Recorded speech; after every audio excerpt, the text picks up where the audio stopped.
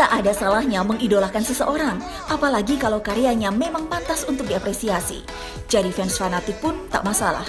Bagi idola, fans bisa jadi takaran kesuksesan atau bahkan ladang meraup rupiah. Namun, jangan sampai rasa cinta berubah jadi obsesi dan malah menghancurkan diri sendiri dan sang idola. Sampai batas mana sih seorang fans dianggap wajar? Rian, lu pernah diserang sama fans K-pop? Ya mas jangan disebut lah. Udah disebut. Barusan. Kan berbagi cerita. Iya bener sih tapi ya aku tuh Berbagi sekarang tuh pengalaman. ada dua hal lah yang paling aku takut untuk aku bahas ya. K-pop. Tiga. Agama, jodoh sama K-pop. Wah luar biasa sih. Tapi ya mungkin itu kesulitan mereka ya. Ini satu sisi gue harus netral juga menjawab. Karena itu mereka sangat solid sekali ya. Memang akunya salah, aku udah minta maaf. Tunggu. Lu salahnya apa? Eh, Oh ini dia. Sempat Oke. hujatan Rian Ibram akhirnya sampaikan permohonan maaf kepada penggemar NCT. Iya, Sorry. iya, Gua iya. gua nggak ngikutin ketika masa lalu dengan emang masalah apa? So jadi ada beberapa hal sih. Saat itu aku interview fanbase-nya. Oke. Kemudian ya spontanitas aku aja kan NCT ini personilnya banyak. Saat itu sebagai orang awam yang memang belum paham betul ya. Tapi sekarang aku udah paham ya. NCTzen aku udah kenal kalian. Aku udah tahu NCT. Oke, aman ya. Oke, so jadi ketika video klipnya tayang, aku ada satu pertanyaan sama fanbase-nya. Kok si itu nyanyi cuma satu kata? Emang dia bisa nyanyi apa enggak sih kok nyanyi cuma satu kata gitu? Emang salahnya di mana nanya gitu? Pertanyaan yang bagus, tanyalah sama fansnya. Gua fansnya DP. Ya. Lu nanya, Aha. DP kawin cerai berapa kali? Emang doyan ya? Enak aja. Tuh, nah. Oh, lu yang marah kan, gua belain lu gimana? Jangan marah.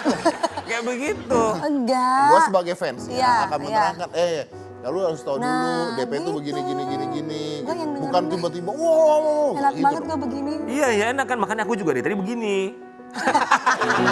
Tapi enggak lah, buat aku ini satu pelajaran aja bahwa ketika kita mau menginterview siapapun itu kita harus cari tahu. Walaupun itu sebenarnya spontanitas, aku penasaran aja gitu kan. Dan memang saat itu ya mereka sebenarnya fanbase-nya biasa, aku tanya mereka menjawab.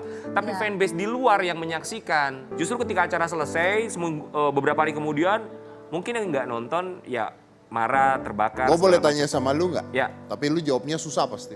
Apa tuh? Menurut lu yang marah-marah ini sehat apa tidak? Gini. Ini siapapun ya, fanbase apapun. Buat aku semoga, Jawab sehat atau enggak? aku mau jawab. Buat aku Ya siapapun. tapi lama banget sehat atau enggak? Ya kan biar gue gak dibully lagi, biar gak diserang dulu. Ini harus ada bridging dulu nih. Iya, bridging Iya, dulu, halus. sambil mikir. tuh.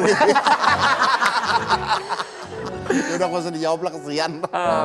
Ya, Atau lu mau jawab? Mau jawab, aku mau Oke. jawab. Mungkin, aku sih ya, tapi ada juga yang membela aku, satu sisi ya. Ya itu kecintaan mereka aja gitu ya. Mungkin ini, sekarang ini sindromnya luar biasa. Namanya kalau secara psikologis itu celebrity worship syndrome gitu kan. Mungkin juga fans fanatiknya Deddy Artinya bahasa Corbuzier. Indonesianya adalah pengkultusan terhadap seseorang. Yes, mungkin Deddy Corbuzier sama pernah mengalami hal yang sama, punya fans seperti itu.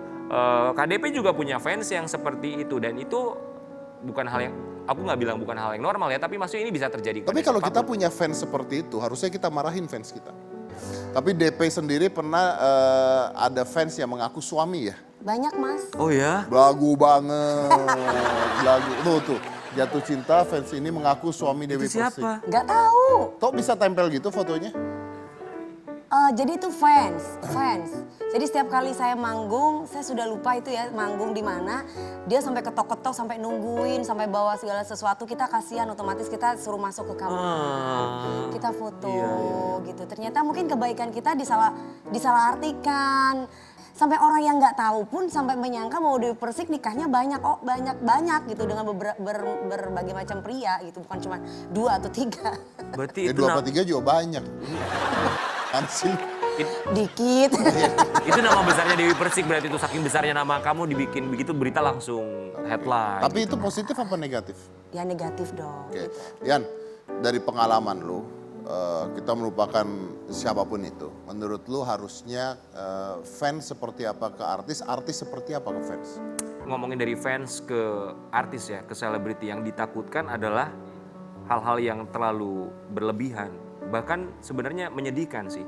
Kayak ada selebriti di luar negeri, mereka memutuskan untuk bunuh diri.